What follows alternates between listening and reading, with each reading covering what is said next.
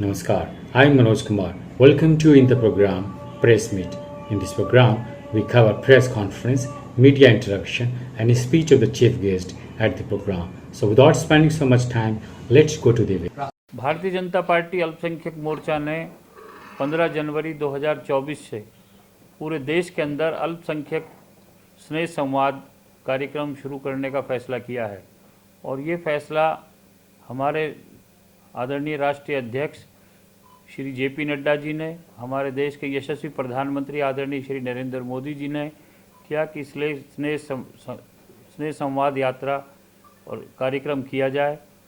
और इसके लिए हमारे जो राष्ट्रीय अध्यक्ष हैं अल्पसंख्यक मोर्चा के जमाल सिद्दीकी साहब ने पूरा कार्यक्रम को रूपरेखा दी है कि देश को 6 भागों में बांटा है, 6 क्लस्टर्स के अंदर।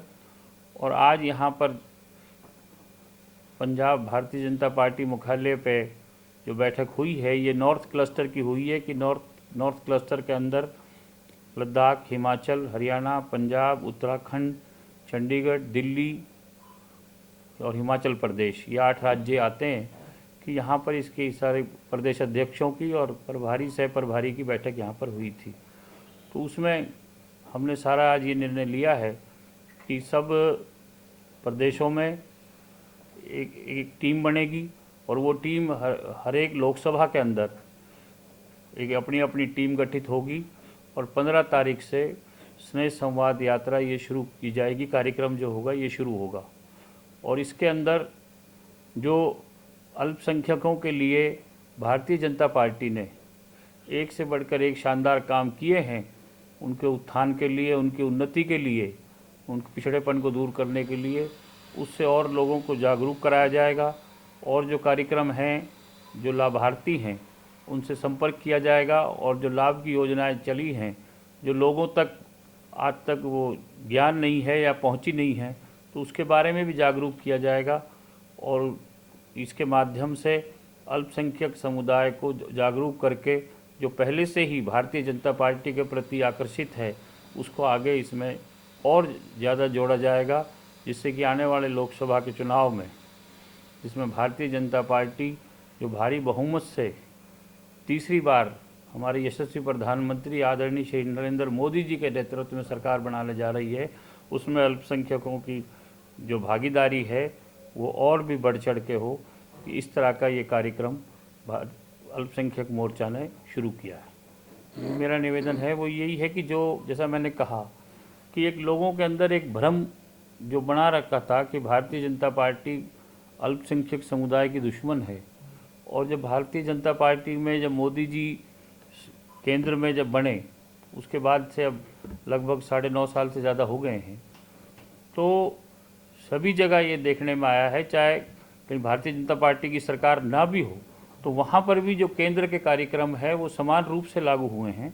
और सभी जगह जो फ़ायदे हैं, चाहे कहीं मकान बनाने के लिए अनुदान देने की बात हो, चाहे कहीं राशन की बात हो, चाहे और सुविधाओं की बात हो, तो उसके अंदर सभी के लिए है। कहीं पर भी ये भेदभाव नहीं है कि भाई अल्पसंख्यकों को इससे दूर रखा जा रहा है। तो उसके बारे में जब उनको नज़दीक आने की बात हुई है तो उत्तर प्रदेश में आपने देखा होगा, मैं उत्तर प्रदेश का भी प्रभारी हूँ 8 के इन राज्यों के साथ साथ, कि उत्तर प्रदेश में भी जब बाई इलेक्शन भी हुए और बूथ वाइज गिनती हुई है तो अल्पसंख्यक समुदाय के लोग और ख़ास तौर पर मुसलमानों ने भारी मात्रा में भारतीय जनता पार्टी को वोट दिया है। नहीं, देखिए, मैं ये अर्ज़ करना चाहूँगा कि चुनाव के नज़दीक से नहीं है, ये कार्यक्रम तो लगातार चल रहे हैं। उसके अंदर जो कार्यक्रम नए जुड़ रहे हैं, इससे पहले मोदी मित्र का कार्यक्रम चल रहा है, उससे पहले सेवा सुशासन गरीब कल्याण पर्व का चला। 2020 में जब कोविड का 21 के अंदर प्रभाव कम हुआ तो 2000 सितंबर अक्टूबर से ही हमारे राष्ट्रीय अध्यक्ष जमाल सिद्दीकी साहब ने लगातार कोई ना कोई कार्यक्रम चला रखा है। तो सारे अल्पसंख्यक समुदाय के लिए भी और सब मोर्चों के, 7 मोर्चों कार्यक्रम 31 जुलाई 2022 को पटना में बैठक हुई थी, अमित शाह जी गए और उसमें सारी बात हुई कि सभी मोर्चों के अपने अपने कार्यक्रम सारे साल चलते रहते हैं। इलेक्शन का इसका कोई उसमें ताल्लुक नहीं है। कि पहले ये बड़ा भारी कन्फ्यूजन था कि भाई भारतीय जनता पार्टी को मुसलमानों की दुश्मन है, कहीं किसी की दुश्मन है, ये भ्रम फैलाए जाते थे। अब अगर आप इसको ये यूँ लें तो मैं भारतीय जनता पार्टी में 2019 में 25 जून को मैंने ज्वाइन की थी और मैं विधायक था। मैंने विधायक से इस्तीफ़ा दिया था। मैं हरियाणा में एमएलए था और मैं हरियाणा में एमएलए पहली बार 1991 में इंडिपेंडेंट जीता था, आज से 33 साल पहले। मेरे ग्रैंडफादर सन 26 में एमएलए बने थे, चौधरी मोहम्मद यासीन खां, 1962 तक रहे। 1962 तक रहे और एक बार अनअपोज एमएलए बने पंजाब में। मेरे फादर चौधरी तैयब हुसैन 1962 में मिनिस्टर बने और 1962 के बाद वो एमपी रहे, एमएलए रहे। हिंदुस्तान में आज तक अकेले आदमी है चौधरी तैयब हुसैन, आप देखेंगे कि जो 3 राज्यों में मंत्री रहा, पंजाब, हरियाणा और राजस्थान में। मेरी छोटी बहन राजस्थान में मिनिस्टर रही अब तक। मैं 3 बार एमएलए रहा। तो मैं भी जो भारतीय जनता पार्टी में आया, इस बात को देख के आया कि जो हमारे यशस्वी मुख्यमंत्री आदरणीय मनोहर लाल जी ने 2014 में मेरे एमएलए बनने के बाद हमने मेवात ज़िले की, नूंह ज़िले की, जो 80% मुसलमान इलाका है श्रीनगर के बाद, उस ज़िले में 80% मुस्लिम आबादी है। हमने जब भी अपने इलाके की बात रखी तो जो काम आज तक भी नहीं हो पाए थे हमारे से और सरकारों में, मनोहर लाल जी ने आगे बढ़ के किए।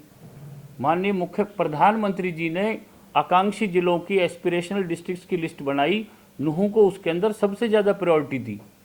तो इन चीज़ों को देख के मैं इस बात से प्रभावित हुआ कि भाई अगर हमारे जैसे लोग उस भ्रम को दूर नहीं करेंगे जो आज भी प्रिवेल कर रहा है, जैसा आपने कहा, तो ये भ्रम कैसे दूर होगा, सोसाइटी का डिवीज़न कैसे ख़त्म होगा। लोग एमएलए बनने आते हैं पॉलिटिक्स में। मैं मनोहर लाल जी के और मोदी जी के काम को देखते हुए मैं एमएलए से इस्तीफ़ा दे के बीजेपी में आया और उसके अंदर हमने काम किया कि समाज को जोड़ना हमारा पहला काम है, बाकी चीज़ अलग है। यही चीज़ आप देख रहे हैं कि जो भी सिख समुदाय के लोग जो भारतीय जनता पार्टी से जुड़ रहे हैं, आप देख रहे हैं कि वो जब अपने समुदाय का आदमी जुड़ता है तो अपने लोगों के लिए काम करता है, तो उन लोगों को पूरी अहमियत दी जा रही है, पूरी इम्पोर्टेंस दी जा रही है।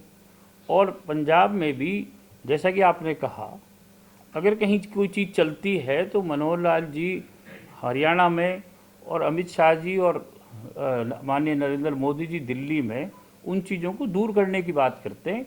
और जो भी कोई पंजाब की ऐसी बात होगी तो हम उसको हमारे राष्ट्रीय अध्यक्ष आदरणीय श्री जमाल सिद्दीकी जी की मार्फत ऊपर तक जरूर पहुंचाने की बात करेंगे, जिससे कि आपस में गलतफहमियां ना हो। लेकिन पार्टी की नीयत और नीति बिल्कुल साफ है कि सबका साथ, सबका विकास और सबका विश्वास और सबको साथ लेकर प्रयास कर रही है।